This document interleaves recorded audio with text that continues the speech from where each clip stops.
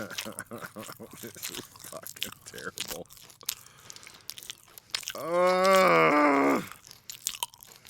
Oh God, I can't. Oh, okay, enough. Oh,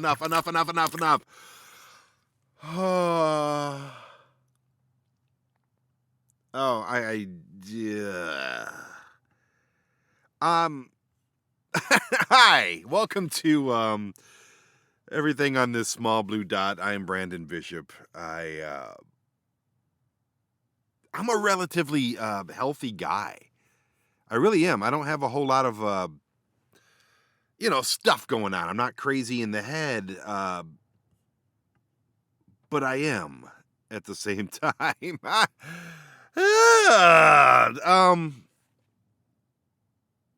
What you just heard was a sound effect that I got from Storyblocks. And it is a sound effect of people chewing loudly. And you've already clicked play. You know what the theme of this episode is. I don't have to tell you anything. It's misophonia, something I did not know existed up until just a couple years ago, and at first self-diagnosed because that's totally me. Like everything that is misophonia is me. Everything I hate, everything that drives me literally violently crazy is misophonia. And yeah, so I say first self-diagnosed and then later actually diagnosed. Man,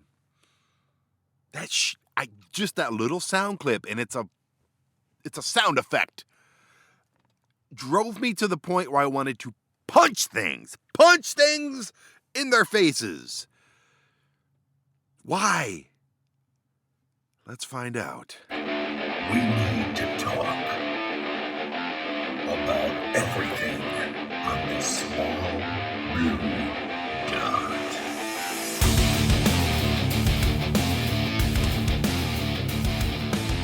Okay. For those of you who also, and I will use the word suffer with misophonia, there will be no more sound effects, okay? There'll be no more of that chewing loudly. And if that's the way you sound when you chew, you're an asshole, okay? Have a little self-awareness. Have a little bit of awareness for the people around you, perhaps. Well, we're going to dig deep into misophonia and the audiosensory issues and the private hell that it is to have misophonia. I effing hate it, okay? It has ruined time with my family. It has ruined relationships. It has ruined wonderful experiences and friendships, and it has ruined so many things for me personally. I hate it. I honestly hate it. And it's something that has affected me literally as long as I can remember. And then through research on this episode, I realized that I'm not alone. I am not alone. There's a lot of people out there. And you may be one of them that deal with misophonia. You may have never heard of this before until you clicked play. You're like, what is misophonia? I don't want to click play on that one. Why don't you talk about pornography again? Shut up and listen to this episode, okay?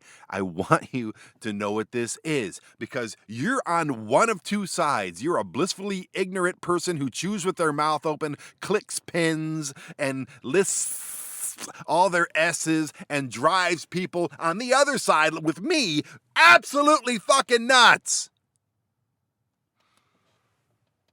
I got a new microphone.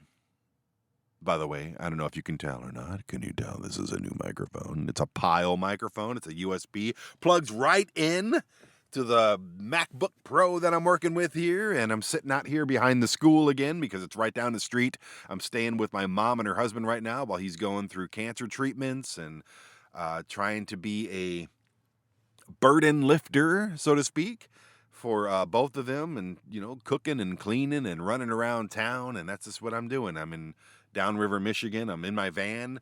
I still consider myself a van lifer. I still live in the van, but sometimes you got to come out of the van and do stuff for other people. Oh, what a concept. Doing things for other people. I know. And maybe by the end of this episode, you'll do something for me. Chew with your freaking mouth shut.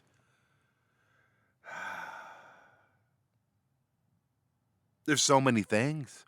There's so many things. Like even with this new microphone, this wonderful piece of technology that cost hundreds of dollars, even when I do between sentences, okay?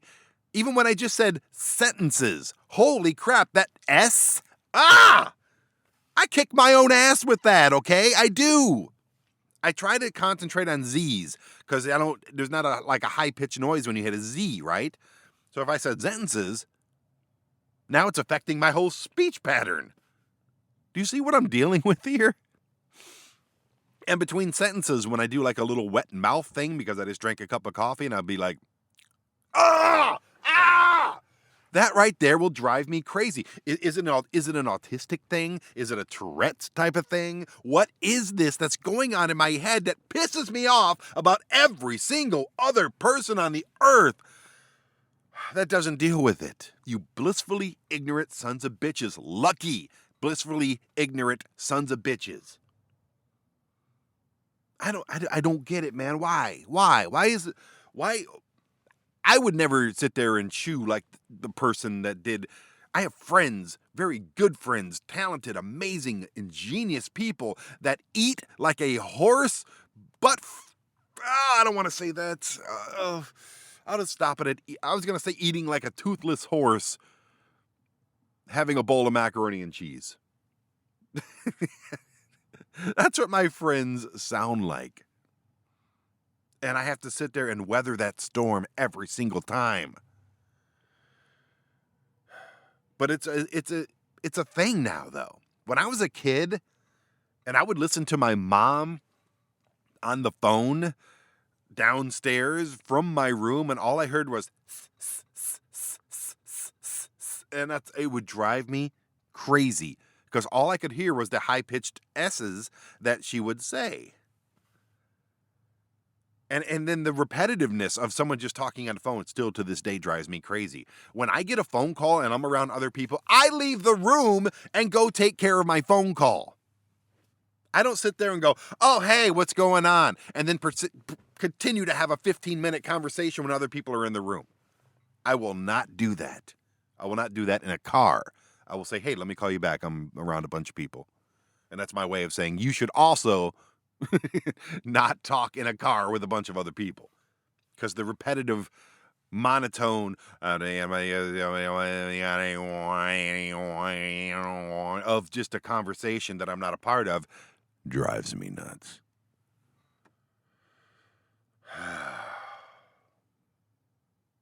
And this is honestly can be traced if you follow the breadcrumbs from sitting between my mom and my stepdad at the time at Thanksgiving dinner, listening to both of them. And my mom does not chew like this anymore. Sometimes she'll do a little and it'll be like, oh, hit me right in the spine every single time.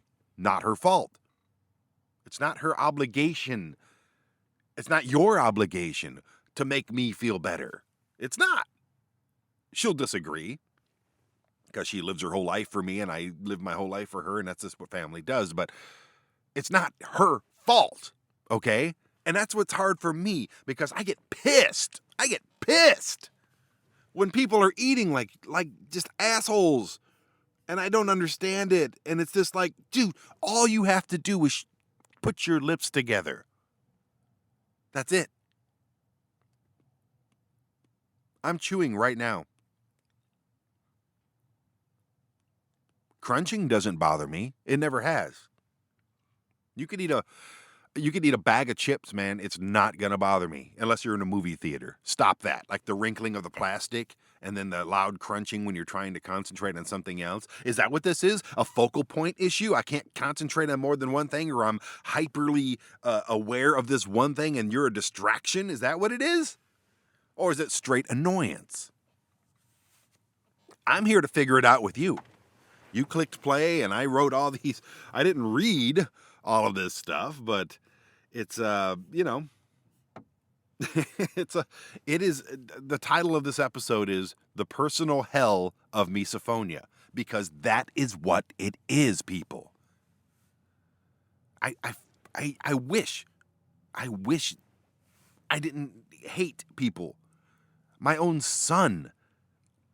I never yelled at the kid. I don't hate him. That was a bad segue. But what I'm saying is,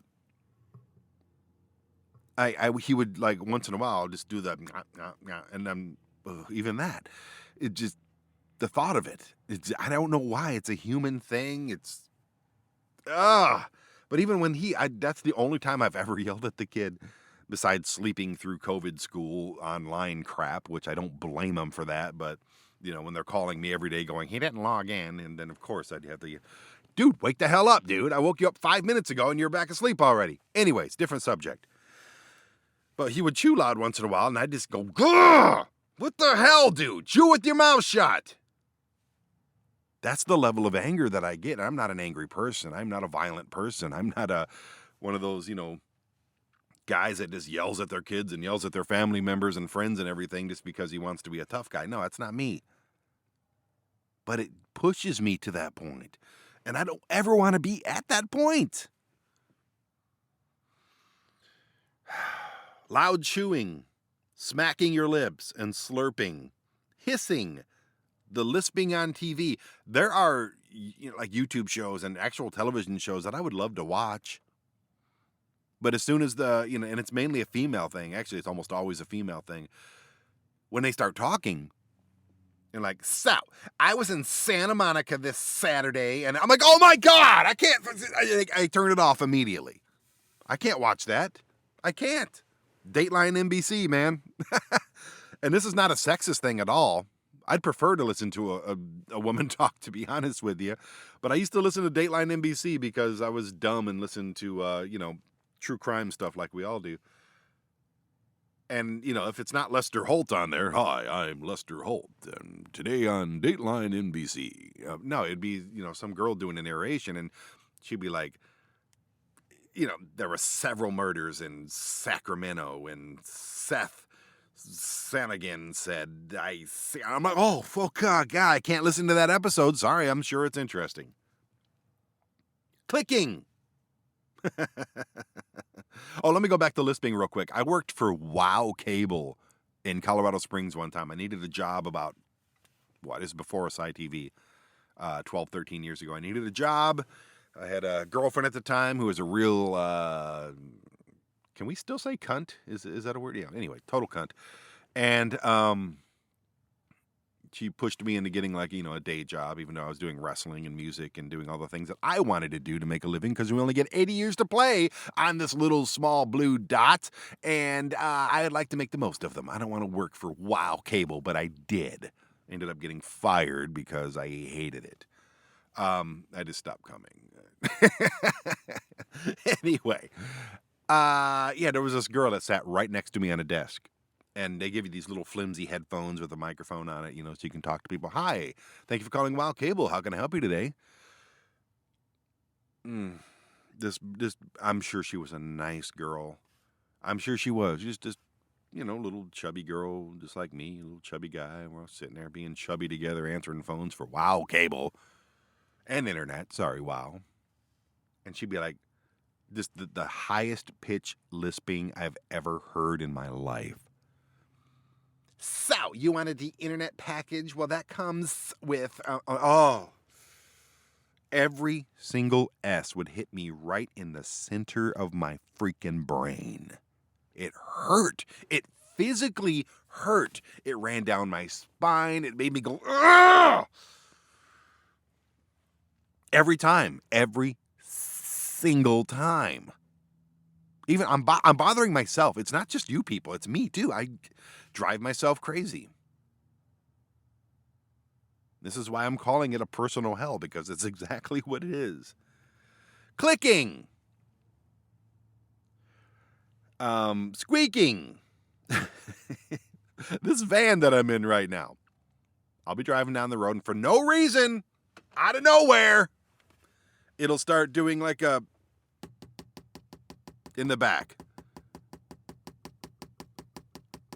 What the fuck is that? And I have to pull over and find it. I'll move everything. I'll move this bed around. I'll move the fridge around. I'll move the water bottles, the bat jackeries, everything. I'm moving everything around. Mile down the road. Okay, what? And then I have to do it again. I have to. Or I'll just roll the windows down, turn the music up. I have to get rid of that repetitive clicking, or it'll drive me absolutely nuts. And I don't want to be road raging because of a click in the back of the van. And it has a squeak. These sliding doors, they squeak sometimes, like this little like styrofoam sounding, like two pieces of styrofoam rubbing together type of. Or if you got like a case of water bottles in the back, you know, the plastic water bottles in the packaging, and it's like ah, and you have to pull over and figure it out. I WD-40'd the shit out of this van several times, and will again. I hate that because I'm looking forward to a trip, right? I'm looking forward to the next city. We're going to go film something. I get to see some friends. We get to go hang out and make some TV history, right? Yeah! Go, Asai TV! And then as soon as I pull away, I'm like, oh my God. Yeah, okay, the whole trip's ruined now. And I mean that. The whole trip is ruined at that point because I can't stand it. I adore, and I mean this, and I hope he doesn't hear this because I'll feel bad. And he'll feel bad because he's a great guy. But the whole reason I'm here in Michigan right now, not just because of my mom, but because of her husband. Like I said, he's going through treatments, and I want to be here to help him because I love him. He's the closest thing to a dad that I've had in decades, and he's great. He's a great human being. He's a very, very much a success story, and I have nothing but the uttermost respect for him. But we were at one of his doctor's appointments the other day, and he had an ink pen in his hand. And I don't have one near me. Why would I? But I can probably bang two things together. You know what the sound of clicking pins is like. No, that doesn't sound like it. In a quiet, somewhat quiet, doctor's lobby. And he's clicking the pen again and again and again. Clicking the pen. He had to fill out some paperwork, but when he was done, that doesn't sound like a pen clicking. Just again and again and again and again and again and again and again and again and again and again and again. And I said, hey, I need that pen for a second. I had nothing to write. I had nothing to write on. So I opened my wallet, found a little piece of paper. I take all my notes in my phone or on my computer. You know, I'm that guy. I don't think I've touched an ink pen in a very long time, but I needed that pen. I wanted to crack it in half and just start yelling, but of course you don't do that. But I did get the pen, and then I put it on a table next to me and just got it out of his hands. And he was nervous about this appointment, and as he should have been. And it's not about me, that situation. It's about him. So I didn't want him to know that he was driving me crazy with this pen. This quiet doctor's lobby with, you know, other people going through cancer stuff. And he's just clicking on this pen. And it just made me freaking boil.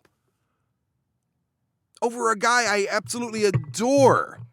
Sorry, I'm moving this new microphone around. It's got this weird stand on it, and it's on my van bed.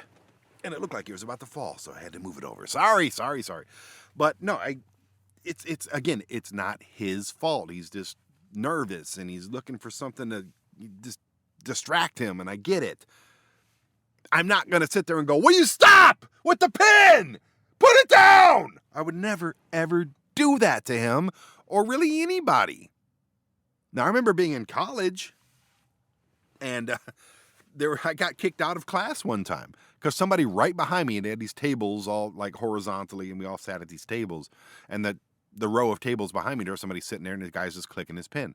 I said, dude, quit clicking your pen, man. It's like right in my ear. You're driving me freaking crazy. And he didn't quit clicking. I said, dude, quit clicking the goddamn pen. And that got everybody's attention. So 2 minutes later, the teacher's like, hey, whatever you're doing, womp, womp, womp.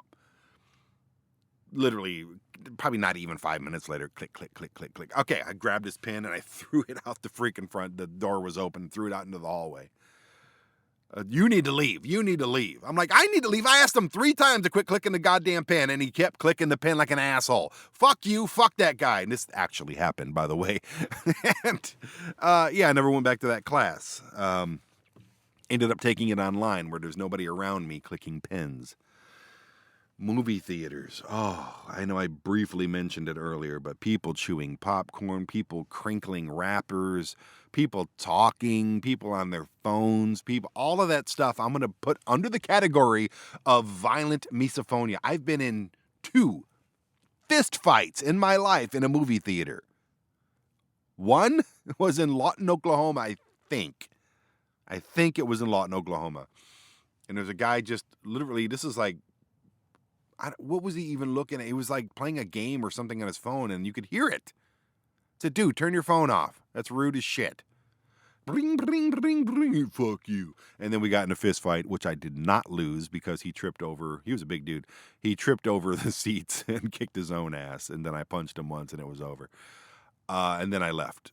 I was on a date too. A date that never called me again. Because of misophonia. And that rude piece of shit that was bring, bring, bring during a movie. Don't even remember what the movie is. The second time, there was a guy right behind me chewing popcorn and wrinkling plastic. I said, dude, how much are you eating? Like, can you just stop? You're the loudest eater in the world. I don't remember exactly verbatim what I said to him. You're the loudest eater in the freaking world, dude. Like, can you just, and it was a packed ass theater. And I remember it was like, I was in a recliner. So there was like about 4 feet behind me where he was. And it just, I could hear him like he's chewing right in my ear. To this day, I want to kick his ass again. Met him outside. He found me outside. Because I got up and I went to a different seat. I found a different seat. It was like a shitty seat, like all the way in the back, but whatever. Nobody chewing popcorn or wrinkling plastic. Like, I'm trying to give you an example of the wrinkling of plastic. Oh, that's not plastic. What the hell is? Oh, it's my Manscaped bag. Refining the gentleman. Okay, that's not plastic. I thought that was like a plastic shopping bag. I don't like to have that. Oh, here we go. Imagine you're watching a movie in a theater that you paid probably $12 a ticket for. And behind you, some guy's got a bag of freaking jujubes, or what are they called? The snow caps, or just a bag of M&Ms or something, and it's...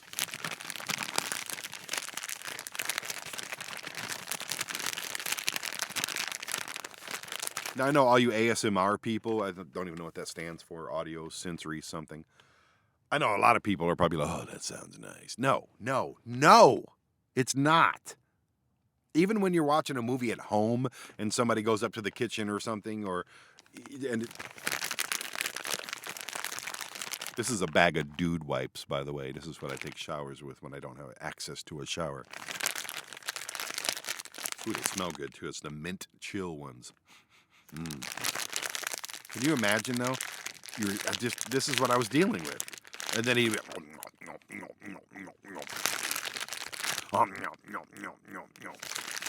and then there was popcorn and this, oh God, man. Movie theaters suck. Because of other people. If I'm in a movie theater and there's less than 5 people in the whole theater, bad for the movie, good for me. Booming bass music. Now, it could be my favorite song. It could be a Pink Floyd song. My favorite one, I don't know, Wish You Were Here, if that doesn't have a bunch of fake bass. But I think the thing that bothers me is just modern music sucks. And we'll do an episode on that definitely soon. Modern music is pure shit. There's very little talent that goes into it. Very little talent. And that pisses me off. But when I hear that boom, boom, boom, boom, boom, accompanied with that fake ass hi-hat, it puts me in a boiling rage where I just, honestly, I just wish I could Thanos those sons of bitches and just done, they're gone, turned into dust, just gone. Oh, there's another one. gone. Thankfully, in Michigan, believe it or not, this close to Detroit, you don't hear that a lot. In Colorado Springs and Colorado as a whole, holy shit, people. I thought coming to Michigan, especially Southeast Michigan, on the outskirts of Detroit, that it would be booming bass music heaven here. But I don't hear that much at all here. Colorado Springs, every red light, every hour on the freaking half hour. Boom, boom, boom, boom. Some mumble rap, garbage, fake bass, fake hi-hat, garbage, downloaded garbage music, thumping. And again, it doesn't have to be that. It could be one of my favorite bands. If I'm in my living room, if I'm in my bedroom, even if I'm in my car, and I know I live on the road, but I'm just giving examples, and I hear your bass shit music thumping into my existence, I hate you. I do. Here's another one.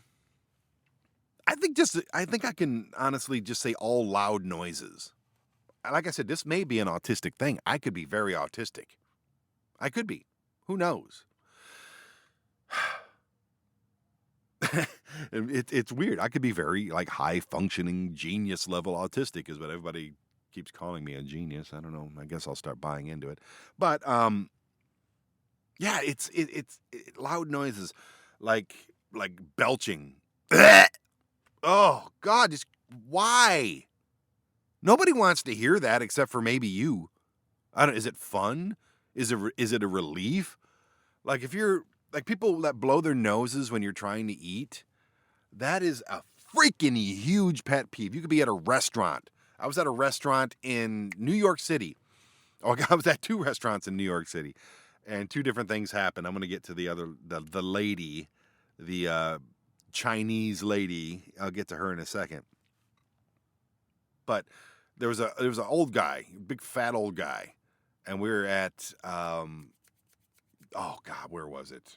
I don't even know where it was. Some restaurant, and I think I was with Eddie Finocchiero from New York Ham, and literally it's little tables, 4 chairs around the table. This guy's right behind me, turns towards me a little bit. One of those wet ass. Oh God, it was horrible. Right into a napkin, whatever. You can't go to if you got to fart that loud, you go to the bathroom, right? And you fart, or you go outside. You get away from the people that are freaking eating. A little Kleenex, a little napkin that they give you at the table is not going to hold in all that snot and bullshit flying out of your nose. I'm fucking eating right here. I paid for this food. Why would you do that? Is that part of misophonia, or is that just me not being being disrespected by gross people? Don't effing do that. And I understand you drank a soda real fast. Oh God, dude.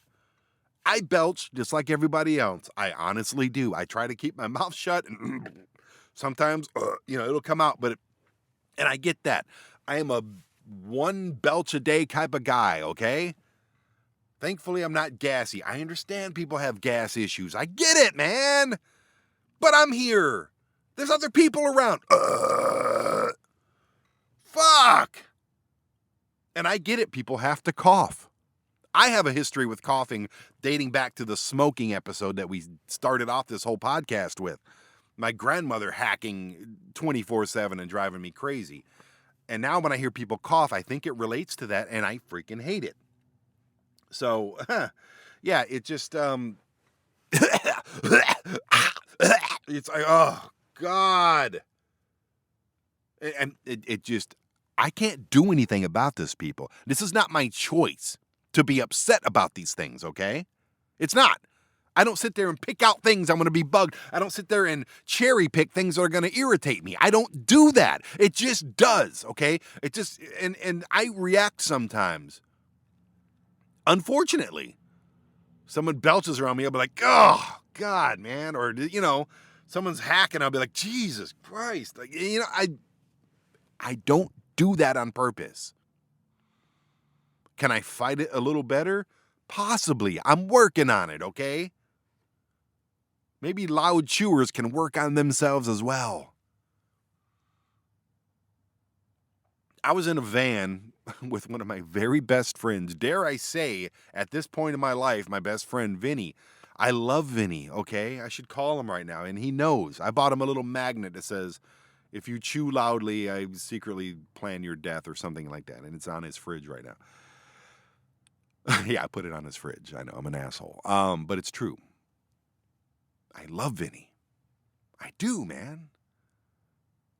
But again, he eats like a toothless horse having a bowl of mac and cheese. I was in a van with him. We were going to Knoxville to film something. And I watched it like in slow motion. He pulls out this sucker. Now, he's got like, issues where he needs sugar sometimes. And I get that, man. I get it. I understand your issue where you need to pull out a little popsicle, or not popsicle, lollipop, whatever you call them, Tootsie Pop, which is even worse because then you got the chewy center, and eat it, okay? I understand your problems, and he, I think, understands mine because we've discussed it. But when he starts slurping on this thing, and I have no headphones, I had to roll the window down just to get some, and, he's driving in his van, not mine. So I'm just like, dude, and I couldn't say anything because I didn't want to ruin the occasion. I didn't want to, I was trying to be as nice as possible, but I got so pissed off by the time we stopped driving that he wasn't even a friend of mine at that point. I'm talking straight anger that I felt coursing through my veins. I don't ever want to feel that way about anybody, let alone one of my very best friends, one of the greatest people I know. I don't want that in my life, but there it was. Just so angry, man. Here's the other New York story. I'm with Eddie Finocchiero. We're at this Chinese restaurant in Chinatown filming there. And the whole time I was there, there was a lady, I think she worked there, and she was eating. And keep in mind, she's about 30 feet away from me, maybe more, all the way across the restaurant. I don't know if it was the acoustics. I don't know what the deal was, but I could hear every single smack of her lips as if she was sitting at my table. And it was so loud and just, I hate to this day, I hate that lady. I hate her. She could be a sweetheart. She could be charitable. She could, help out animal causes and children's causes and take care of the seniors. And she could be a wonderful human being. But when she eats, she's a freaking asshole. Some lady walking around my van getting her steps in. Good for you, lady. I should be doing that instead of yelling about Chinese women in a restaurant that they probably owned. Anyhow, yeah, she was horrible. And Eddie was laughing at me. And Eddie also eats loud. I was at a meeting in West Virginia with somebody very important who is probably one of the sweetest, nicest people I've met. We went out to dinner twice. Both times I wanted to bury my head in the sand like an ostrich. It was that loud. That was like one of the worst eaters I've ever heard since my stepdad. Terrible. And my stepdad was brutal. Like, I never had lunch. I never ate dinner with him. I never had snacks. I remember one time, my stepdad, we went hunting, and he starts chewing on these caramels. And just the sight out of the corner of my eye of his jaw, his bearded jaw going up and down, just that sight put me into a rage, man, as a kid. I was a teenager. I didn't know how to process it. I put headphones on. I had headphones. But just the sight of his jaw going up and down was, I hate to use the word trigger because, pussies use that word. It's my trigger. Whoa, God, I'm going to be triggered. Yeah, you should be triggered. That's how you deal with shit. But that's one of mine. I totally get it. Coffee break. So not only did he start chewing these caramels for the entire effing trip, I wanted to talk to him. I did. I remember going into the center console, finding those caramels and throwing them out the window. I remember when I was with Vinny, sorry, Vinny, taking the remainder of his lollipops and hiding them under the passenger side chair because I did not want him to have any more. And the rest of the trip was great, man. It really was. But son of a bitch, man.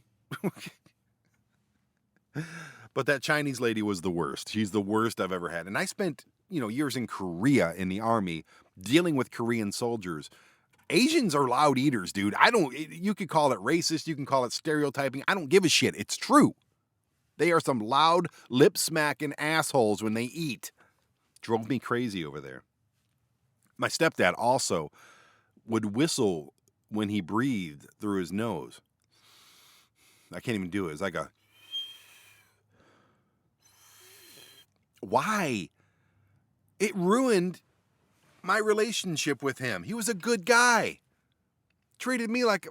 He was a good guy, man. And I couldn't stand being around him. Not when he was eating, not when he was breathing. Not his fault. It's mine. It's my brain's fault. It's Misophonia's fault. Which ultimately is me. How did this get started? Even like loud kissing. Oh, I can't watch porn.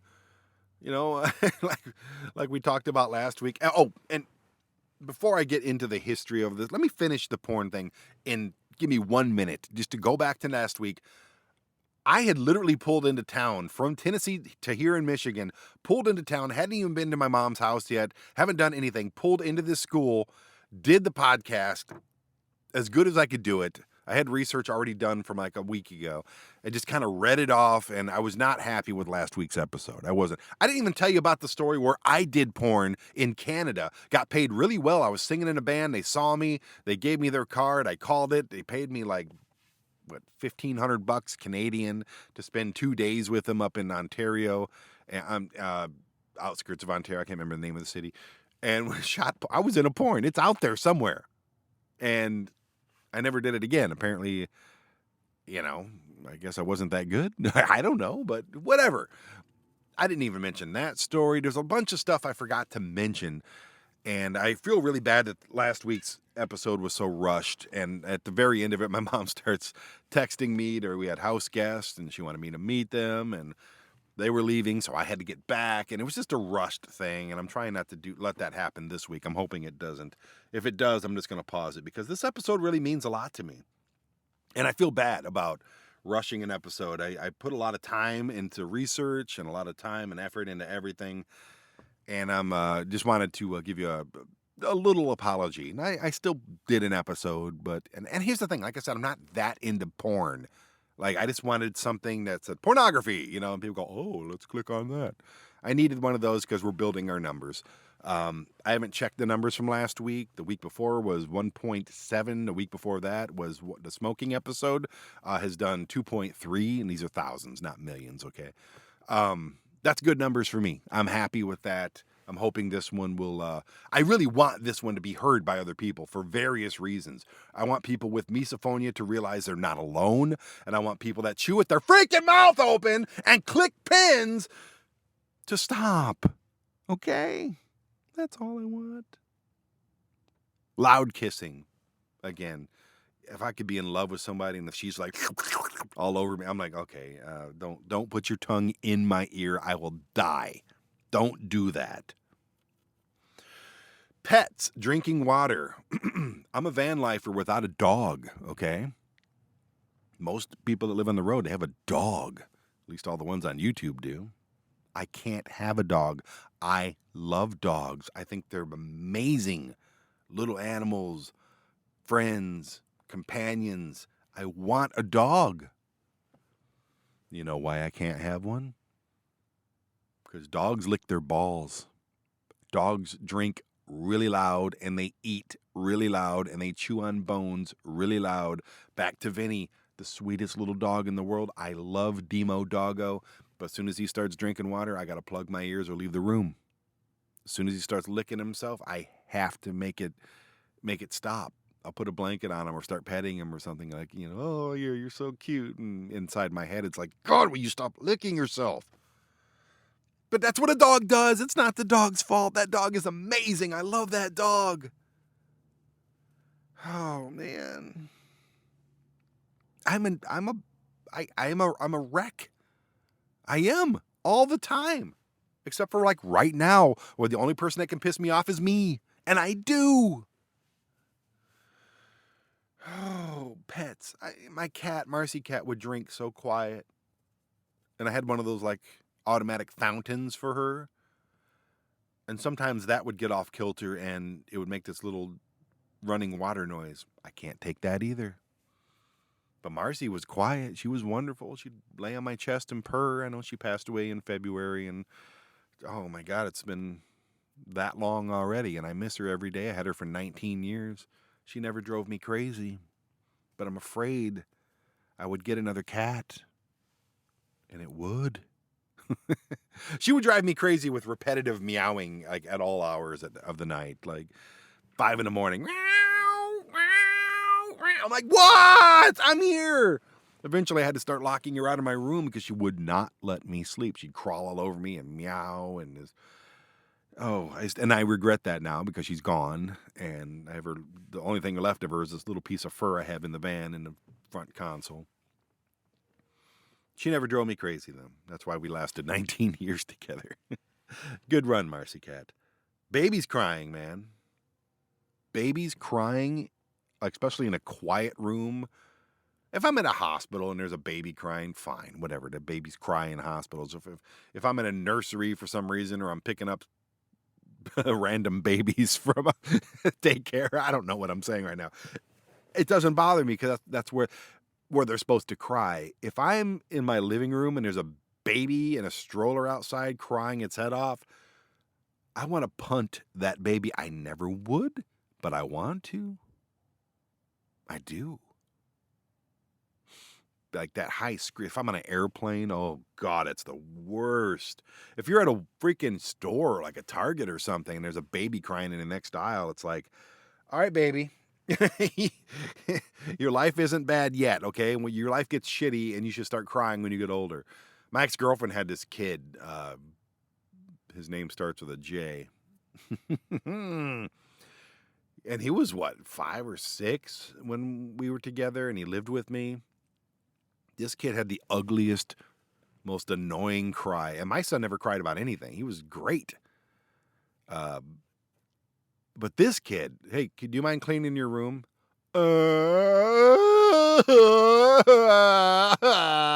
I've never hit a child in my life, ever.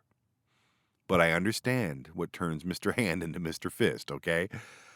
I never would. I don't have to tell you that. You know that. I would never in a million years abuse anybody.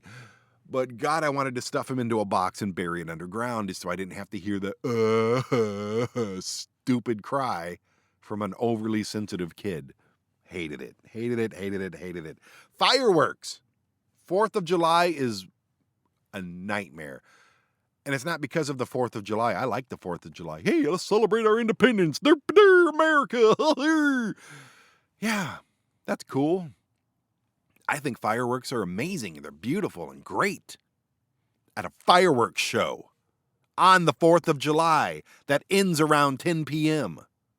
Oh, this should be an episode. The 4th of July episode.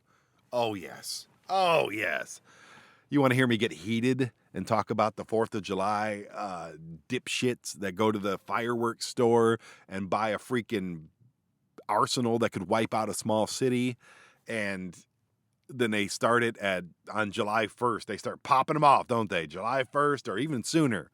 As soon as they get them, let's fire off one tonight, son. Yeah, Dad, we're going to celebrate America on June 30th. Idiots. And then, all day on 4th of July, and then the 5th, and then the 6th, and the 7th, all the way. I would say the 4th of July is like July or June 29th through July 10th. That is the 4th of July holiday for these dipshits. And every single time one of those things pop off, I want to find them and shove one up their ass. Every single time I hear one, bam!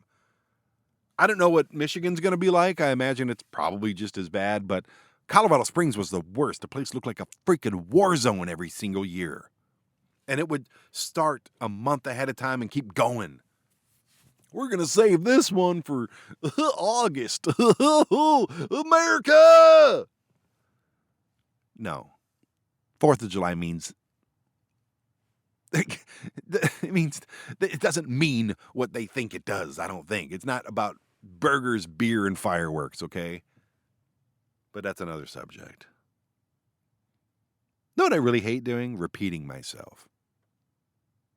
I do. It drives me nuts, man. I don't know if this is part of misophonia or not. I don't. I have no idea why. But when I say, and here's the thing, my mom is half deaf. I understand that. That doesn't bother me. It doesn't. Sometimes it does. It bothers me because I forget she's deaf on this side and I get mad at myself. I'm like, oh, God damn it. But no, it's not my mom's fault. She's deaf in one ear. She had a shitty mom who was a great grandmother to me that dug in her ear and just destroyed it. And that pisses me off. But when I get upset when I'm talking to her, it's because of me. I get mad at myself. I'm like, oh, damn it. And then I go to the other ear and then she can hear me just fine. But like, I'm talking about like stupid people, like just not stupid people. You can't justify saying people are stupid. People are stupid at some things. Some people are politically stupid. Some people are, religiously stupid. Some people are just can't drive. Some people are, whatever. Like I'll go back to my son. Like I would have to say, hey, we got to leave in 5 minutes. 5 minutes passes, no shoes, no clothes. Dude, we got to leave in 5 minutes. What? We got to leave in 5 minutes. That third one goes another decibel, okay? That third one has a little bit of inflection to it. Don't like that. I don't know if that's misophonia or not. Repetitive noises, I talked about that, like pins clicking. And I remember being on a road trip one time and one of my friends was texting and she had these big fake nails. And when she texted, it sounded like,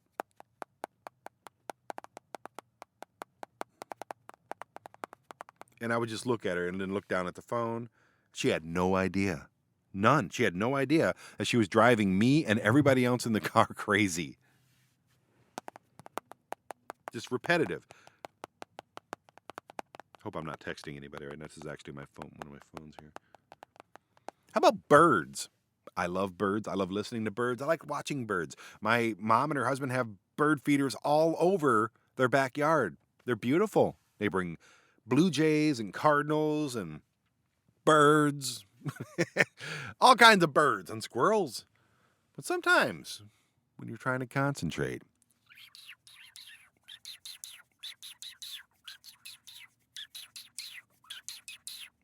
okay, enough birds. Ha!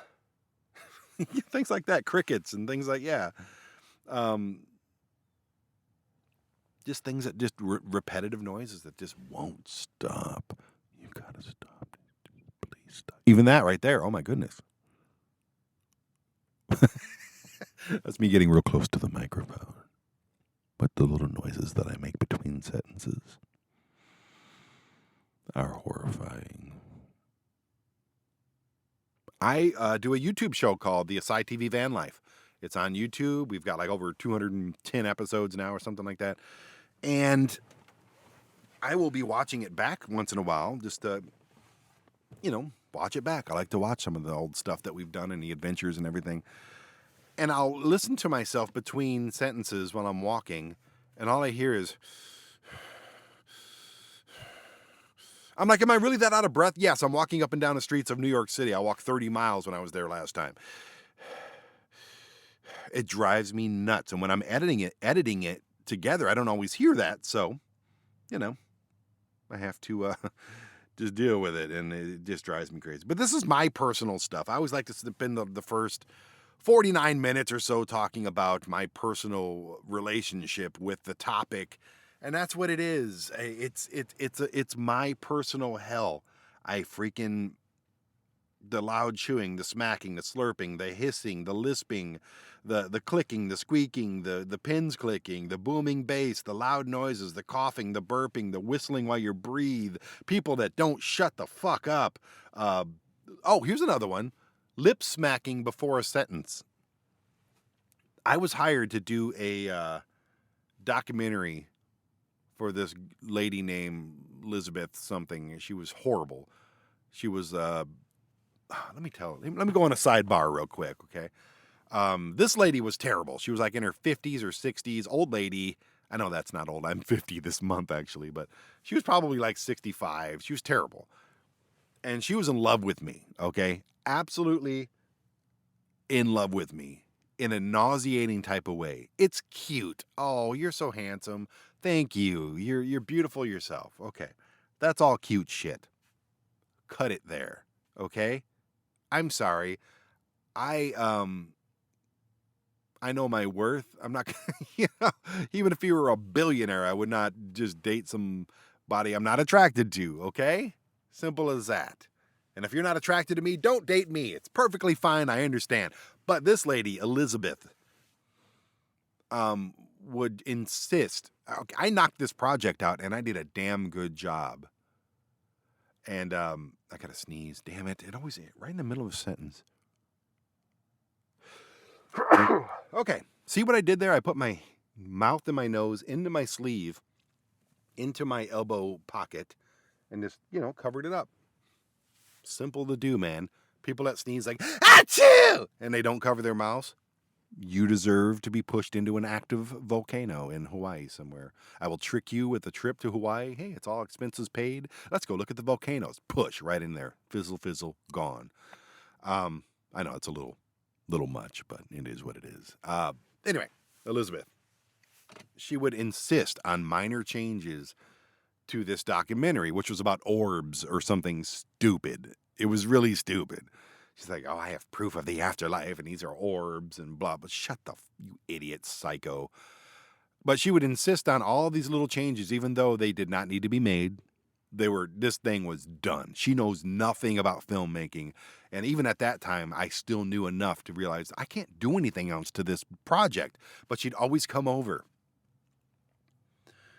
And then she would basically, if I did this to a female, if I did this, it would be straight up sexual harassment. She would start rubbing my back, put her head on my shoulders, and tell me about all these things, and she would text me things like, oh, I'm so wet today. I don't know what to do with myself. I'm like, oh, God. Gross, dude. You're fucking nasty, okay? You are a disgusting, gelatinous, horrible person. And I don't even want to do your job anymore. So I did the job that I was paid to do. I gave it to her, and she still kept wanting to come. She would leave gifts at my door and baskets of shit. Yeah, that's real sweet, okay? But you made it creepy. You made it super creepy. She wanted me to go on a trip to her to Peru or something. She bought me a silk robe. Oh, you'll look great in this. Bitch, I'm never wearing a silk robe in front of you. Are you crazy? Anyways, how this relates to misophonia, and another thing that made her absolutely horrendous to me, was before every single sentence, she would smack her lips. I had to edit every one of those out, and by the time I was done with this, I hated her. I hated her as a person. Between the sexual harassment and the freaking lies about all this money she said she gave me and all this stuff. We went to court, and I lost over a text that she said, I'll send you this money. And I said, okay, cool, but only if I can pay you back. And then she sent the money and I gave it back. And I still lost the court case because I had no proof that I did. I paid people in cash back then. Anyways, enough about this stupid bitch. But she would smack her lips before every sentence. And I'm going to do it. I don't want to do it. But I'm going to do it as an example. And they always say the word so or which I also had to edit out. So,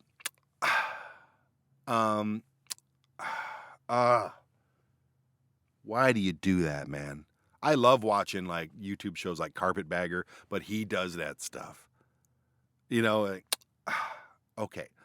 So, oh God, fuck. I used to do that until I saw myself do it on a playback, and I said, I will never do that again. Ever. Ever. I'm not suicidal. I'm not. I've never been, but one time in my life, and that was over 2 decades ago. I'm not. but I want to kick my own ass for sure when I did that.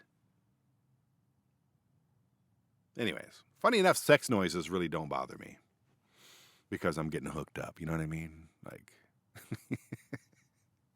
the slushing and the slurping and that for some reason does not bother me at all. I guess I'm just, I guess the anger is being suppressed by happiness. Maybe that's what it is.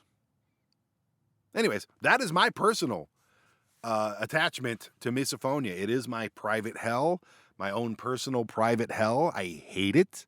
I hate that I have to deal with it. I hate that others don't understand it. And I hate that people chew with their mouth open and click pins. It drives me. It's a psychosis. It's just, I hate it. That's really the only way I can say it. I'm trying to find other words here because that's what I'm getting paid to do. Am I getting paid for this? Anyways, that's what I'm paying myself to do, to find words to describe my hatred for this. And all I can just think of is just, I hate it so much. It's ruined so many things. But with that, we will get into the history and the diagnosis and other people's stories about misophonia right after, well, this. Boom, boom, boom, boom. We're going on a pee break. It won't take too long. We're going on a pee break.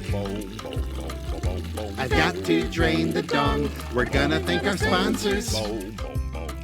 They're the best and that's a fact. A jiggly wiggly pee break. And then we'll be right back. We're going on a pee break. We're going on a pee break. We're going on a pee break. A jiggly wiggly pee break. We're going on a pee break.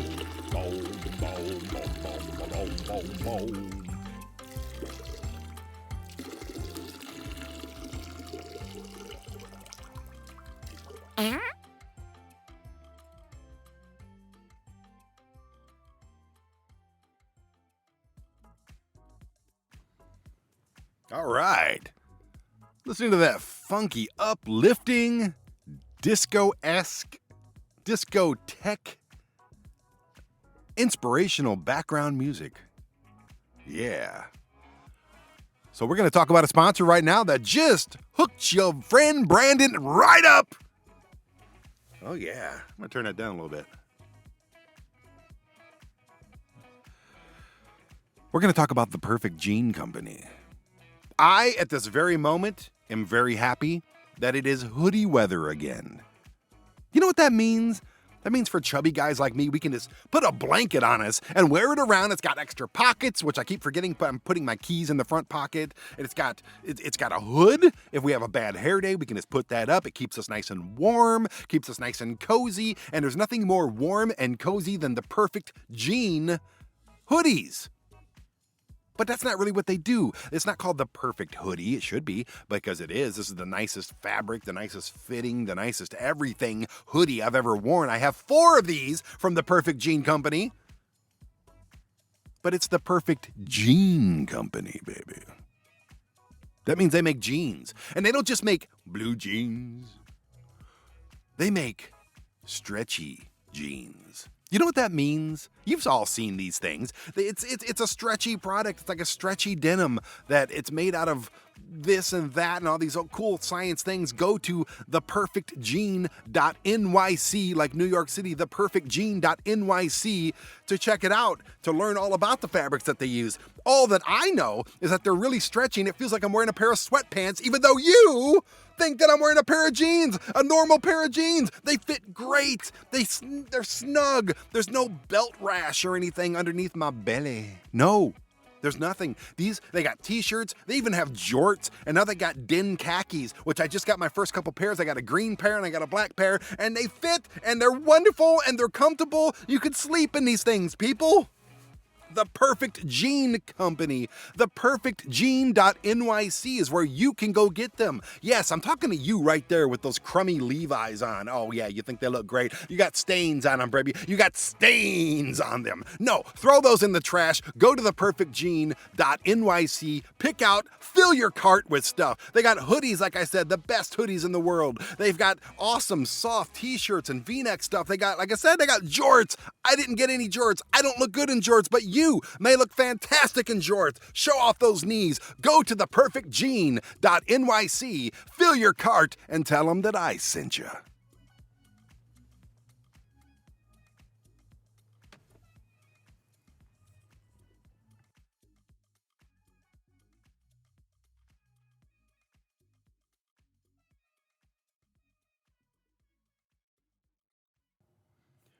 In scientific terms, misophonia is a disorder of decreased tolerance to specific sounds and their associated stimuli. Misophonia was named and described in the early 2000s and has since gained scientific recognition and clinical identification through a wide variety of disciplines, including audiology, neuroscience, occupational therapy, psychiatry, I can't talk, psychology. What were you saying? I asked through gritted teeth, trying hard to listen as my friend recounts his weekend over breakfast. But as he crunches into another piece of seemingly never-ending Vegemite toast, this must be from Australia, an overwhelming feeling of rage surges through me. When I start to hear the sound of the sourdough moistly rolling around in his half-open mouth, God help me, I want nothing more than to grab the chair he's sitting on and smash it over his head. This is an account from somebody else, and I totally get that. I told you, my very best friend, my best friends, all of them, man. Why do they all eat like assholes?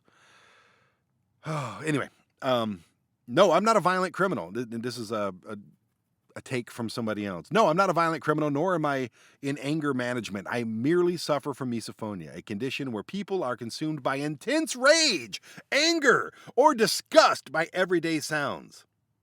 I take a deep breath. I fiddle with the table and try to tune out the deafening sound of him eating. It feels like he is literally millimeters away from my ears, chewing directly into my brain. Oh my God, this sums it up so well. Can the neighbors hear this? Surely, they must be able to. He swallows and relief washes over me. Oh, that is another thing, yes. That little brief time between them chewing and them taking the next bite is bliss. It's wonderful. It's a trip to Disneyland. I tune back into the conversation and smile. He reaches for his tea. Oh no. Please no. Please don't slurp. Oh my God. I'm reading this. This is somebody else's account. Recently coined and largely unstudied misophonia is only just being recognized by scientists around the world. It can be triggered by a range of sound, from mouthy sounds that I so detest, such as chewing, eating, lip smacking, or slurping, to other sounds such as sniffing, throat clearing, knuckle cracking. That doesn't bother me. Nail clipping. Oh, that's one. Oh my God, nail clipping is the worst. Oh, I used to hate that. I have to hide from it. Every time I hear somebody clipping their fingernails, I hide. It doesn't bother me when I do it, which is weird. It's really weird. But when other people are clipping their nails, I don't know if it just the sound traveling and hitting me in the ear, it makes it so much worse. Tapping, pin clicking, or even humming. Yeah. Oh my God, people that whistle. I was in a thrift store in Colorado Springs, and there was a lady who was just whistling Christmas songs. Now, I'm not a Christmas song hater. I enjoy Christmas music. I really do. I don't care for Christmas, but I don't mind, it brings you back, But this lady was like, and she was a very good whistler, and she would not stop. She would not stop. And I remember everyone kept looking at her, and it was really loud, and everyone kept looking at her, and I just went, enough with the whistling! And then I basically got a round of applause without anybody clapping. It's the worst. Okay. The feeling these sounds trigger is difficult to describe. other than an irrational, overwhelming rage and desire to stop the source or flee. Fight or flight, indeed. I could not have said that better myself. An urge to swing at the people I love the most, or excruciatingly unbearable. It's here are some of the most common triggers, according to the Radio National, whatever that is, for those sufferers, and try not to punch clean through your laptop. Yes. When I initially heard about the condition, and I'm reading other people's words right now, these are not mine. The first thing I felt was a wave of relief. For years, I half joked about my hatred of people chewing, but was secretly terrified by the secret dark side. The apparent desire to murder my friends and family whenever they chewed too loudly. That was... I don't get to that point. I don't want to kill anybody. I just want to run away screaming, whether I'm in a moving car or not. Yeah. How incredible it seems that no one else around you is getting upset over the same sounds. How is that physically not possible, that it's not destroying every fiber of your being? But like most things, it exists on a spectrum. Lucky for me, it rarely bothers me apart from occasional loud chewer in a quiet environment. The worst thing I've done is walk out of a room or beg my friends to please, for the love of God, stop eating her ear-deafening chips. Excruciatingly, that's twice I've heard that word now. Slowly in the movies. Yeah, that's what I was talking about earlier. It gets to that point, man, where you're just like, it sounds like you're exaggerating, but it is a pure rage of hatred at that moment. If you don't understand it, you don't understand it. The condition is new to the scientific world, though. Until very recently, scientists remained highly skeptical of the condition. Yeah, stupid scientists.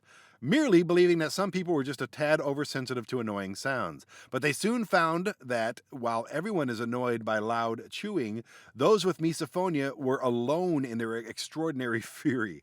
A recent study in Current Biology is finally piecing together that the mystery, though. They invited 20 people with misophonia and 22 people without it into the lab and played them 3 sets of sounds. Trigger noises, eating, breathing, drinking water, normal irritating noises, screaming, babies crying, and neutral sounds like rain. When scientists played the sounds, scanning their brains, those with misophonia showed no difference to the control group when hearing normal irritating sounds such as babies crying and stuff like that. But when they heard the trigger noises, their heart rate skyrocketed. Their heart rate skyrocketed, and they started to sweat. My goodness, how long did they play those songs? It's like pure torture.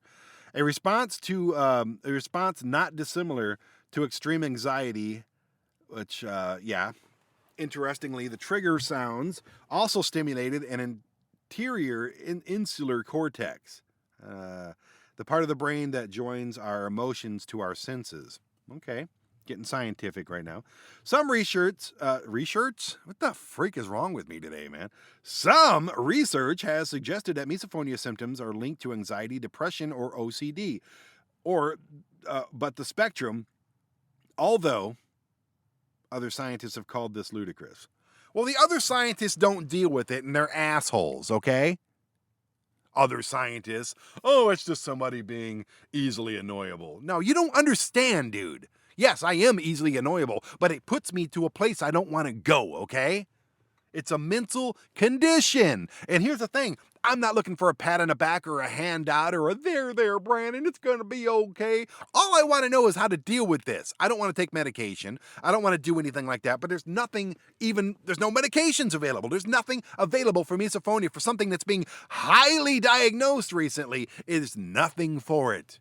Maybe in 100 years, they can give you a shot in the arm and you'll be like, oh, well, that doesn't bother me anymore. But I don't think so. I think it's hardwired into our brain, and it's just something that I have to deal with until I'm in a box where I'm melted down and my ashes are scattered somewhere. And if my ashes get scattered next to somebody eating loudly, I'm going to put those ashes back together with all my might, all the frequency I can gather around me, pick up all my ashes and put them back into place, and I'll be a human being. I'm going to punch that person in the mouth. Okay. Speaking of anxiety and high blood pressure. Either way, there is no obvious treatment. No shit. Either apart from learning to manage it, some people resort to earphones or music to simply leave the room. Yes, I do all of those. But one study in by Monica Wu, she did successfully treat 2 patients using cognitive behavioral therapy, a proven form of psychotherapy which helps patients manage uncomfortable and distressing thoughts.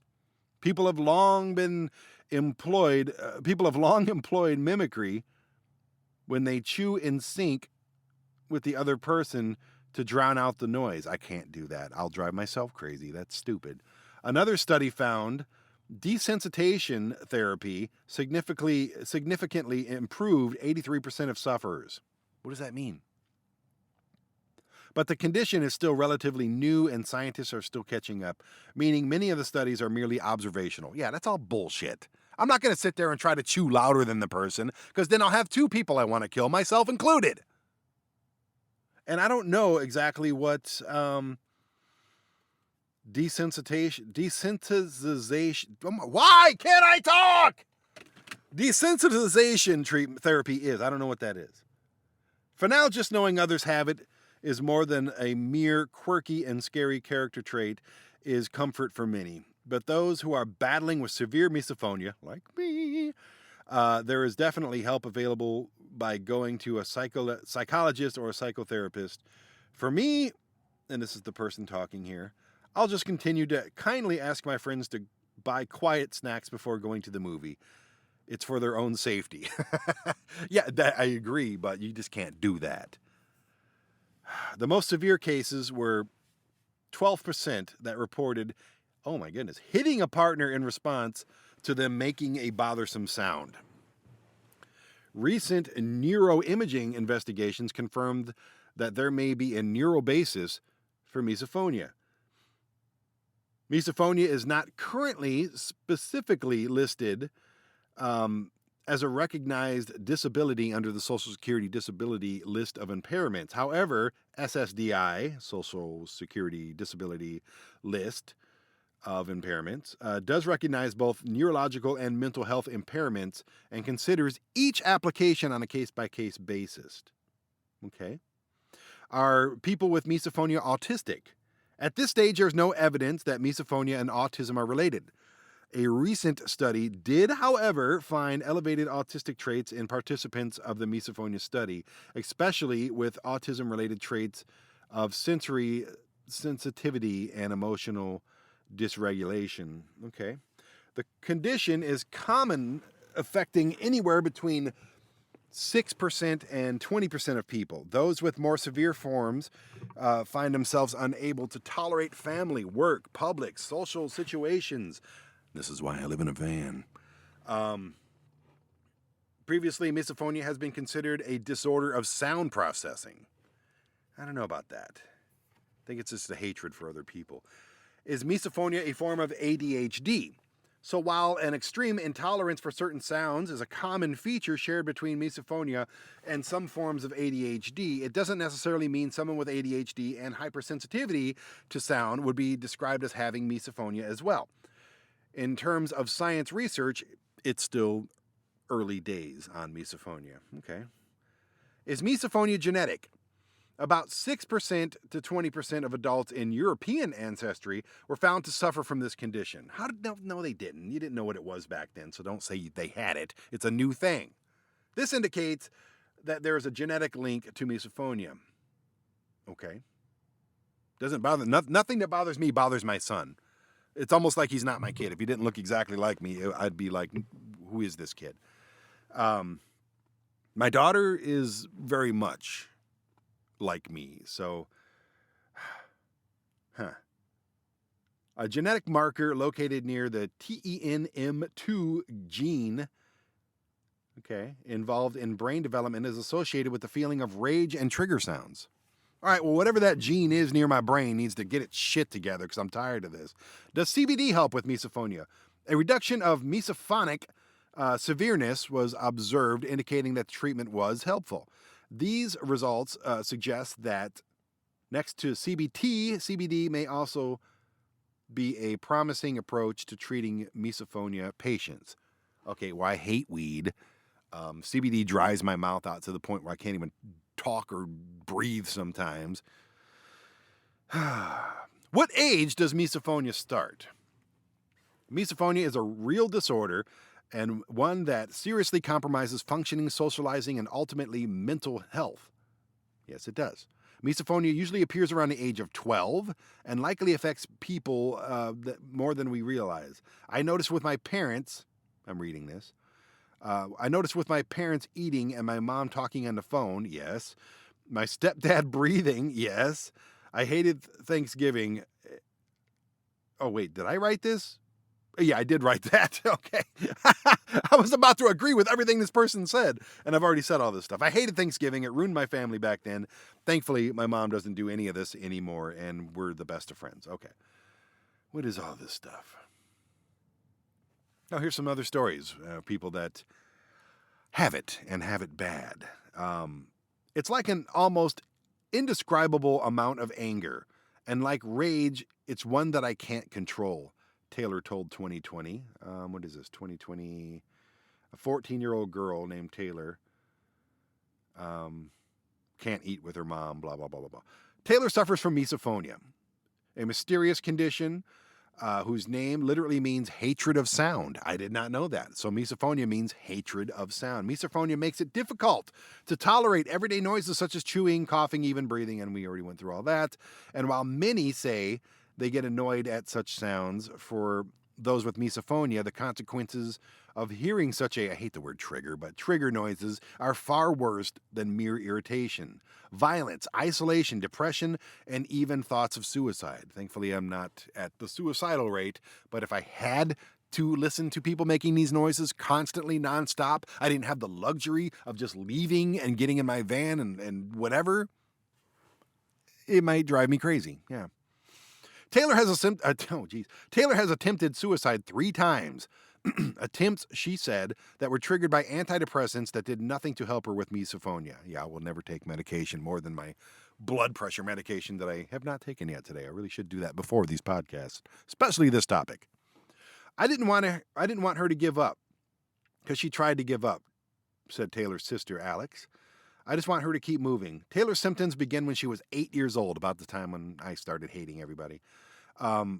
I coughed and she covered her ears and ran away, Bernadette said. That was her mom. Eventually, it grew much worse. She hit my head against the wall. She kicked me. She pushed me, Bernadette said. Just whatever she can do to stop the sound from coming from me. Okay, Mom, Bernadette, if your daughter says quit chewing loud, quit chewing loud! No, you should never hit somebody because of it. I have never done that, thankfully. But have a little freaking compromise. Mom's kind of a cunt. Audiologist Marcia Johnson with the Oregon Tinnitus and Hyperacusis Treatment Center is one of the only experts to treat misophonia patients. Johnson said that the cause of misophonia is suspected to be a neurological glitch, in a very low level of the brain. Hey, I'll agree with that, Miss Johnson.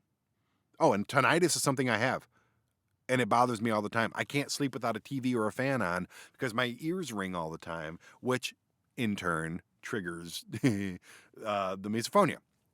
I can't win, people. It started in the Army and continued through music and all that horse shit. And I can hear a mouse fart in the other room. I got great hearing. But the tinnitus, I can hear it right now. It's brutal.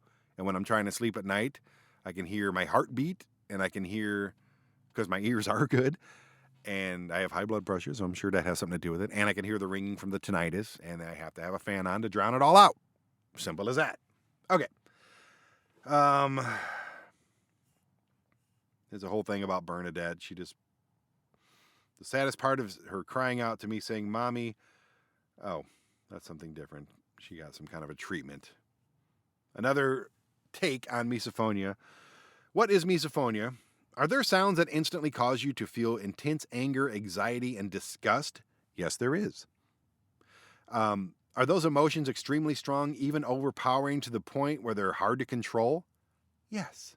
These are features of misophonia, a disorder where you have decreased tolerance to specific sounds and things that you can sense, see, touch related to them. The phenomenon can affect people very differently. Some people may have only one trigger sound that causes this reaction. Some people have, like me, several trigger sounds. People can also have reactions that are more or less severe. Yeah, I can see that. There are different tiers of hatred that I have. Some people can't control the emotions and they feel the emotions they feel, but they can control their responses. Some people can't control either, causing them to react impulsively. Even in the most severe cases, people may not be able to do certain things or be in certain environments. Yes. Research shows that misophonia can affect anyone, but seems more common in women. That's weird. And people assigned female at birth. Oh, shut up. This estimates on how the estimates on how it affects people based on sex vary. Oh, it's only like a 55 to 65, whatever, in case of women. Misophonia can develop at any age, but researchers say it's most likely to develop in the early teen years.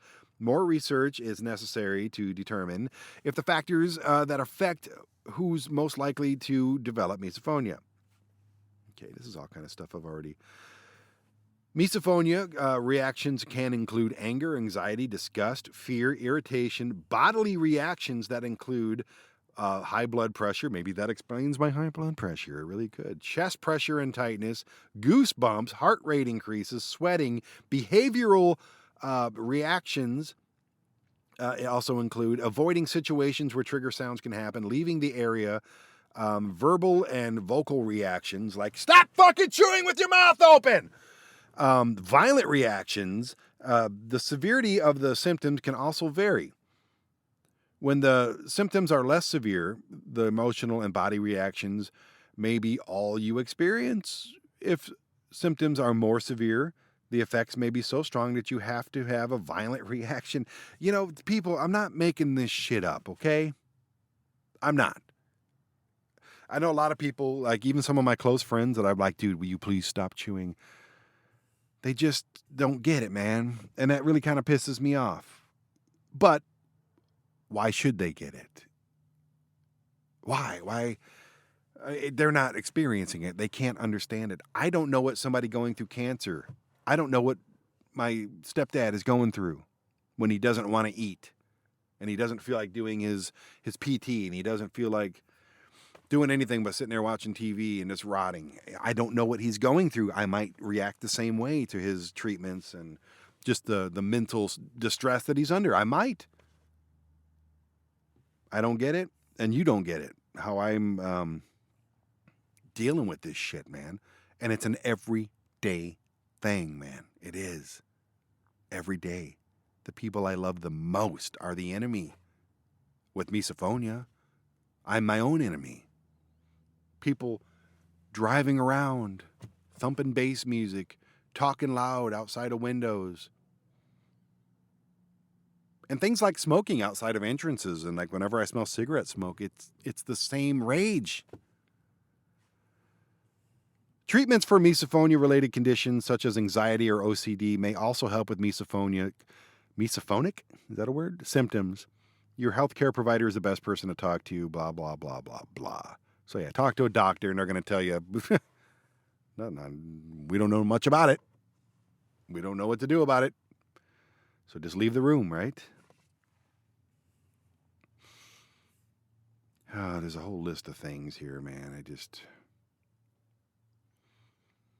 Many people with sound sensitivity conditions, including misophonia, can adopt or manage this condition using common items, technology, and adaptation techniques. Some examples include earplugs, noise-canceling headphones. Yes, I have both of those. Listening to something to keep your brain, hearing-related processes focused on something other than what's triggering you. Noise generators such as white noise, and what's a brown noise? There's a brown noise? Is that just someone shitting? That doesn't bother me. People with misophonia also benefit from workplace accommodations. See, I don't want to do that. I don't want to be that guy. Can you just make her go? Even when I was at WoW Cable, can you make her not sit next to me because she's triggering me? Oh God, I would hate to be that guy. How can I prevent misophonia or reduce my risk of developing it? Misophonia happens unpredictably and for no reason. Because of that, there's really no way to prevent it or reduce your risk. So you're shit out of luck. I want to get into some of these. Here's something that may help. When should I seek healthcare provider or seek care for my misophonia? It may be unpleasant and annoying, but often isn't severe enough to disrupt your life. Bullshit. Bullshit. Maybe not often. 6% of us right now are the ones that are in my boat. There's 6% of us in America, 6% of that population, which is still a big number. Believe it or not, there's 350 million people in the United States alone, so 6% of that, do the math. That's a lot of people. When should I go to the ER? No, you don't go to the ER for this unless you get in a fight and get your ass kicked because you asked somebody to stop chewing loud. Oh, there's a bunch of local crisis, 911, all that bullshit. Here's something from the Cleveland Clinic. Misophonia is a phenomenon that can be troubling, and some of the sounds that trigger it, I use that word trigger so much, I hate that word, are just common sounds. It might feel like you have no escape from them. While it is not officially recognized condition, yeah, it is.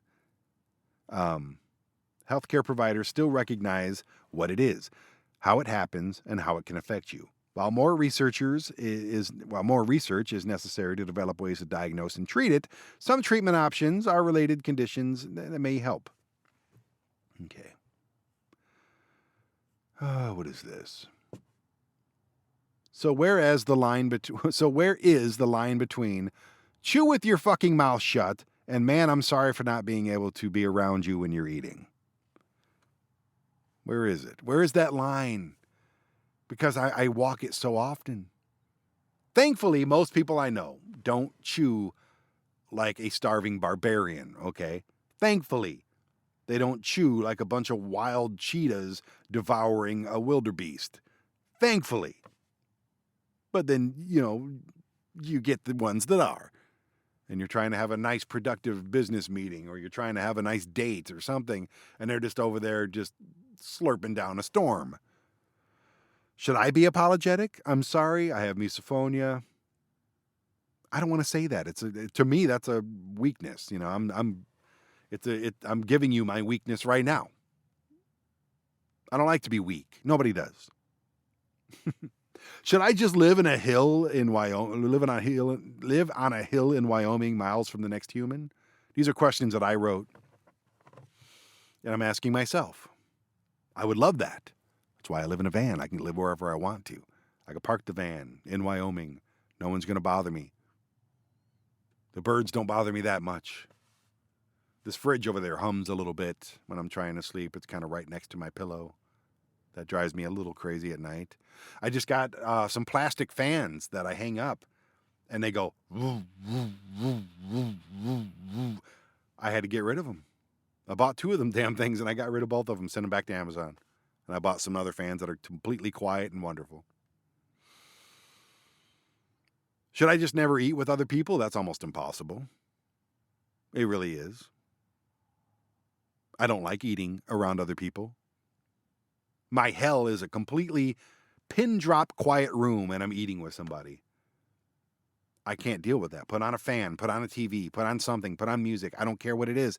Make some other noise happen so I don't have to hear you digesting. I can't. Do I just never go on dates anymore? Do I never have business meetings? Will this ever just go away? Will it? Has there ever been a confirmed case of it just going away? Will I seriously live my entire life being grossed out and unable to be around other people? Does it ever just pay off to mention how gross and annoying and disrespectful I think these people are?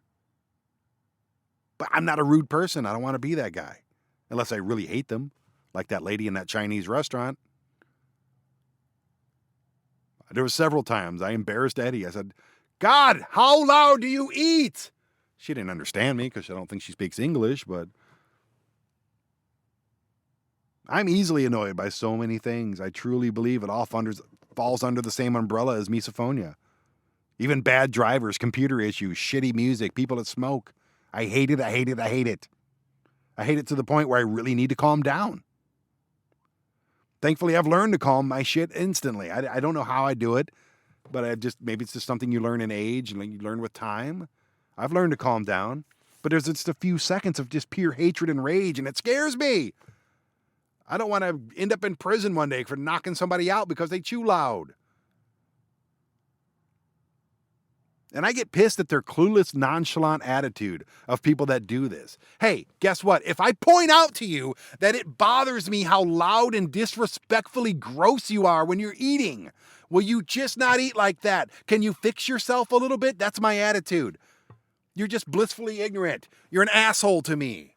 I've pointed it out. That's fucking horrible. And that's how you eat.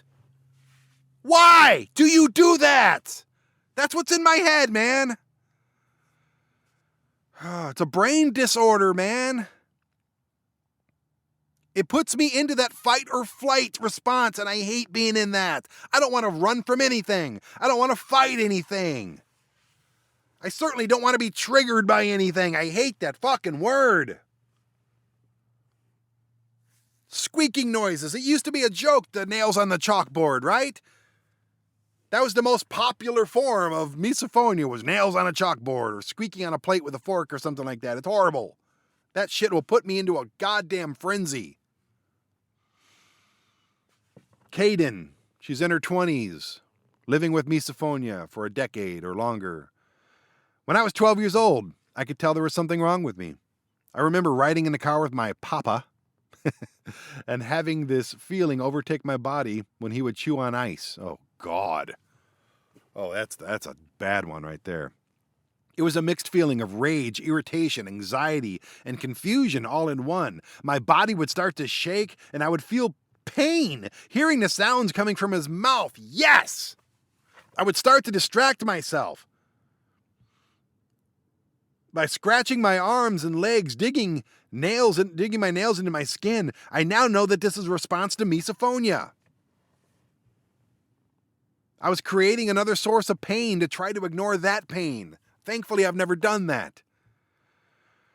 I started retreating to my room when dinner was ready, but that still didn't help. All the triggers were amplified in my head. My family could be downstairs eating, and I could be upstairs in my room, door closed and television on, and I could still hear the sounds of forks hitting plates and the crunching of food as they were enjoying their meal. It was torture. Yes! God, I'm so glad I'm not alone in this shit.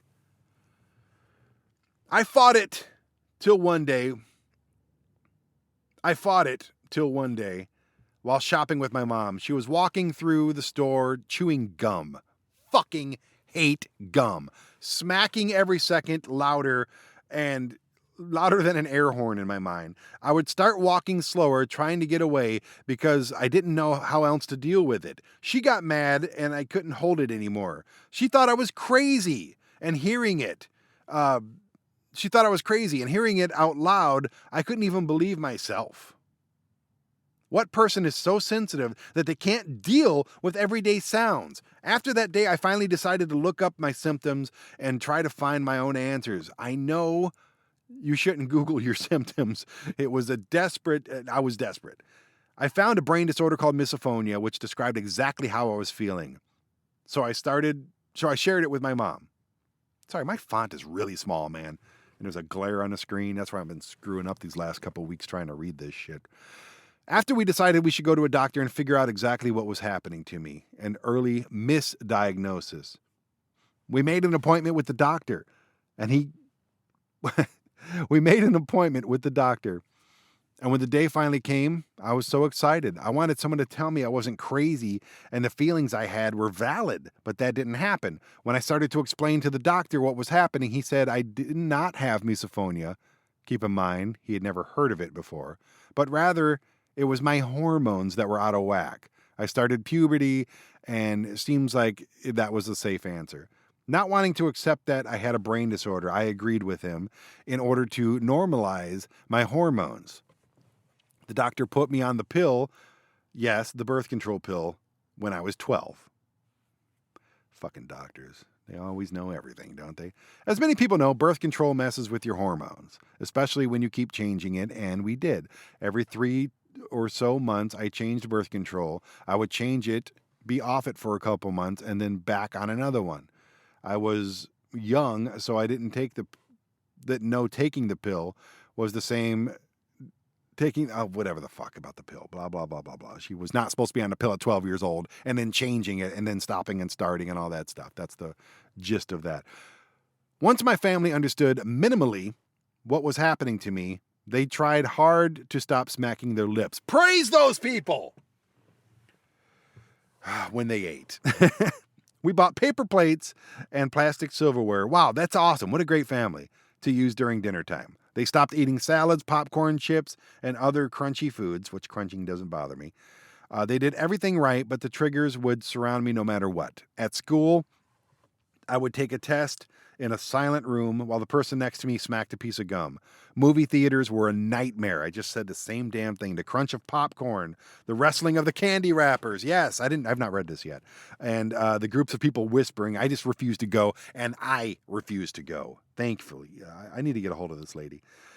These noises happened everywhere. And when you have misophonia, they are louder than normal. People can usually tune them out, or they don't notice them all.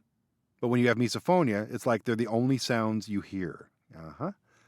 And once you hear them, you can't drown them out until they stop. Yeah, that's her, man. That is a long story. Ryan's story. I've dealt with misophonia since I was a child. I think it started around the age of 6 or 7. My parents would raise their voices when reprimanding me, and I would quickly cover my ears and beg them to stop yelling at me. I could see that. Yeah, people yell at me, dude. I get angry. No, don't you fucking yell at me. I will beat your ass, motherfucker. It puts me in that kind of a rage. They weren't even close to actually yelling at me. But on top of having this disorder, I also have above average hearing, as do I, which, it's good and bad. I hear one pitch above and one pitch below the normal hearing range. I never thought of that. This was medically proven by an ear, nose, and throat doctor I went to. Because my mother talked through one of my hearing tests, and the doctor thought I was half deaf. I never thought about that either. Here's another story. As a teenager, I remember being moved to tears by the sound of my family member chewing muesli. I don't know what, is that the cereal? Muesli? Anyway. A friend eating dumplings once forced me to flee the room. The noises one former housemate makes when chomping popcorn mean I declined invitations to go to the movie theater for almost 20 years. I'm not proud of myself for acting like this. In fact, I'm pretty embarrassed. Me too. But responses feel unavailable. It is probable that I have misophonia, according to the forthcoming scientific paper from King's College in London, and so do 6% of the people in London. Okay. Chewing, crunching, snorting, sniffing, throat clearing, nose whistling, heavy breathing, rattles, rattling noises are all different things that, yes, we know this. They are all relatively ordinary, everyday things that people need to do, but with people with misophonia, they are experiencing as hyper oversensitive. Okay. I got a ton of stories here, I'm getting kind of close. I'm actually over an hour and a half. I like to keep these around that time. There are so many. Hi, my name is Apurva. I am someone who just happens to deal with misophonia. It's hard. Being a high schooler, can't imagine. Stressed out about college applications, homework, stress eating, and struggling to chew a piece of bread without wanting to throw something. What triggers me is the sound of eating. The slish sloshing. Okay. And it just goes on of all the things she hates, which we've already covered. This one, she drives herself crazy. Man. People who suffer from misophonia. Now, this is something I found interesting. I keep coming across these things. Like I told a psychiatrist once, not too long ago, that I can see faces in everything. like different patterns. Like there'll be a tile wall in the bathroom. I'll see a bunch of funny faces and scary faces and pets and things like that. I can see little, like in the clouds. Take me 5 seconds. In the little wave of this recording on my editing equipment here, I see little things. I see, and it's a sign of genius, from what I've been told by my psychiatrist, by all different kinds of people. It's a sign of genius. I have a very high IQ. Yes, I do. I scored a very high ASVAB score in the military. GT scores. I always score really high. And the funny thing is, I'm terrible at math. A lot of people say, I'm sorry, I'm moving around, my leg's falling asleep. A lot of people say misophonia is a sign of genius, a creative genius. So I looked into that as well. People who suffer from misophonia often have to make adjustments in their life just to function. Where's the thing about the genius?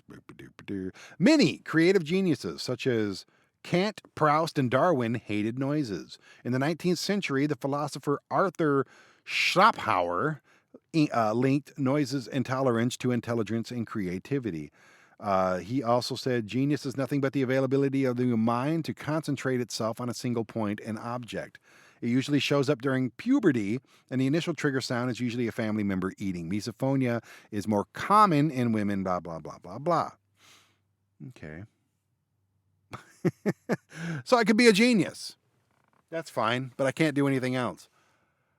And how does that affect me, like in a relationship? Here's another story. I don't want to get close to my husband. For many years now, I have wanted to murder somebody when they make a lot of noise eating, drinking, burping, or sniffing, and especially coughing. My husband is the worst. I want to hack his head off when he starts coughing. Then I positively can't stand finger licking. Oh, that's another one. You know what I'm talking about, when they get like Doritos or something. I gotta move. Hang on. I just realized I've been sitting on my leg for, an hour and a half now. Hour and 40 minutes. Holy shit, I gotta wrap this up. I have to finish this one though. Then I positively can't stand finger licking, clicking on newspapers rustling, or my daughter cracking her knuckles. I can't tolerate cutlery scraping on or knocking on sides of plate. It makes me want to cry thinking about it. I have often sat next to a big window and wanted to throw my teacup right through it because of all the noises from birds. I am 49, so am I, and have only recently heard of misophonia. I am gobsmacked because for all these years I thought I was just being pathetic and losing the plot over something so stupid. Yep, that's it. I would go as far as to say that because of the noises my husband makes, I do not want to get close to him. Well, that's a part of it anyway. I know these noises drive me into an irrational rage, and I am really upset and I want to run away. It drives me crazy. Oh, man. It's good to feel I'm not alone on this. There are literally hundreds of stories. I have a ton of them. The sound of my brother clicking his spoon on the bowl while he ate cereal every morning. This sound now bothers me no matter who makes it. This is from the same person. My mom's high heels clicking, clacking on the kitchen floor every morning before she went to work. I could see that. I lived in a basement once with people that like were upstairs moving around, kids running around, dog running around. It drove me nuts. People chewing gum, of course. People playing with change in their pockets. That's kind of an old school one, but I could see that. Knitting needles tapping together. I've never heard that. Don't ever want to. Faucets dripping. Yes.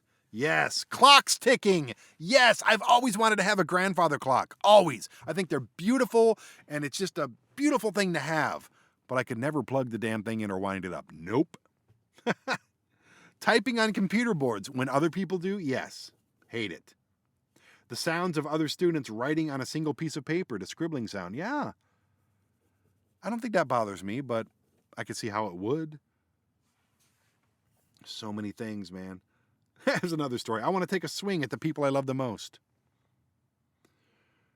My family members know that I'm struggling and suffering. However, they seem to think I'm just overreacting. My boyfriend of 3 years also thinks that I'm just crazy, and it's constantly telling me that I'm just hearing things. He tells me I could control it if I wanted to. I can't control my anger at all. And I'm finding it harder and harder every day. Yeah, man. That's a long story, too. Wow. There's nothing medical or psychological that can be done. There's just not, okay? I have to live with this for the rest of my life, and I've managed it to a point. I speak out against it. I speak out for it, misophonia. I speak out against people that chew their mouth and do stupid shit. In my mind, that's stupid shit. You may love eating like a horse with no teeth with a bowl of macaroni and cheese. You may think that's great. It may be in your custom, like in Asia, to smack your lips while you eat. But to me, you're an asshole, okay? Different strokes, different folks. Chew with your damn mouth shut. It's 2024 here in a couple months. Why do people still smoke? Why do people listen to rap music? That shit should be done. Where's talent? Where's intelligence? Where's respect?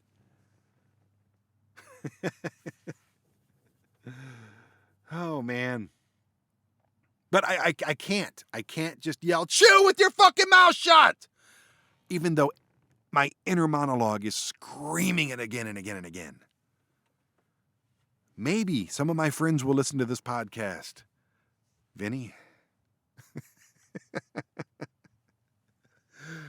The problem is you people don't know you're doing it. That's the problem, man. And when you're told, you don't stop. That's what really pisses me off. Just don't be loud and annoying, people. Can we disagree on that? I'm going to sing the goodbye song here in a second because we're getting into the 2-hour mark, and that's a long one. But I did short you 15 minutes last week when I was talking about porn because my mom needed me. And when you're talking about porn and your mom keeps texting you, it just kind of ruins, it ruins porn. It would be like watching porn and your mom walks into the room like, oh, man, come on. So you're getting that extra 15 minutes today and then some. So again, it's a double-edged sword. I can just deal with it or I can speak out about it. If I deal with it, I'm in fucking hell. I am going crazy because of something you're doing. But if I speak out about it, then you get pissy and you're like, oh, shut up, dude. Then I got to risk that. I got to risk you either saying, oh, I'm sorry. I'm embarrassed. I didn't even know I was doing it. And then I did that to you. Then I'm fucking with your head. I don't want you to have this. I don't want you to have to change anything because of me. I don't want to be a burden on anybody. Or I risk the fact that you're just going to keep doing it and be an asshole. Or it's fight or flight. That's fighting it. Fight doesn't mean punching you in the mouth, even though I'd like to. Fighting it is taking the pin from the person, one of the most people I love the most on this earth, and is putting it on a table so he stops clicking it in a quiet doctor's lobby. That is fighting it. Fighting it is please quit chewing with your mouth open. Please quit slurping. Fighting it is like, dude, do you need to trim your freaking nose hair so you stop whistling when you're breathing? Fighting it is just saying something, doing something, an action to make it stop. Flight is what I have to do to you right now. Just running away. And I want to do both. Every time I hear somebody chewing loud or lisping or whatever it is, whatever triggers me. But flight is like I said, it's what I'm going to do in about 20 seconds. I'm going to play the goodbye song. Okay? Now, next week, we're going to talk about another one of those marquee topics, serial killers. But we're not going to talk about serial killers. We're going to talk about the people who love them. You. Dare I say myself sometimes. Why do we make these people martyrs? Why do we make them so glamorous and so elevated and so just marketed to the point where the little dipshit with no life who can't get laid is the next serial killer? He's motivated by our love for them, for our interest. These people have no lives. How can I get a life? I'll go shoot up a school, and then they'll make a goddamn movie about me on Netflix. I'll go eat somebody's ass, not like in the pleasurable way, but like actually eating Jeffrey Dahmer type eating someone's ass, and then they'll make a freaking miniseries about me. They'll make a documentary about me. I will be infamous. I will be a martyr for other losers in the world. That's what we're going to talk about next week, okay? I got a lot of research to do about why we love serial killers. I think I'll call it Serial Killers and the Stupid People Who Love Them. All right, I wrote this song because I wanted you to feel the way that I felt at the end of The Incredible Hulk back in the 80s. That sad music as he walked down the road by himself. I think I cried every single time, every single episode as it ended. And I never forgot that. And I don't want you to forget me. I want you to want me. I want you to miss me as I walk down that long, lonely road. I want you to subscribe to this podcast. I want you to go to Asai TV on Roku, on AsaiTV.com, spelled ASYTV.com. Subscribe, it's only $5 a month. That's my life work. I want you to go to the Asai TV YouTube page. Subscribe to that. Watch every episode every Monday, Wednesday, and Friday. There's so much that I want from you. I want for us to share. But I'll have to settle for this song for now. And here it goes.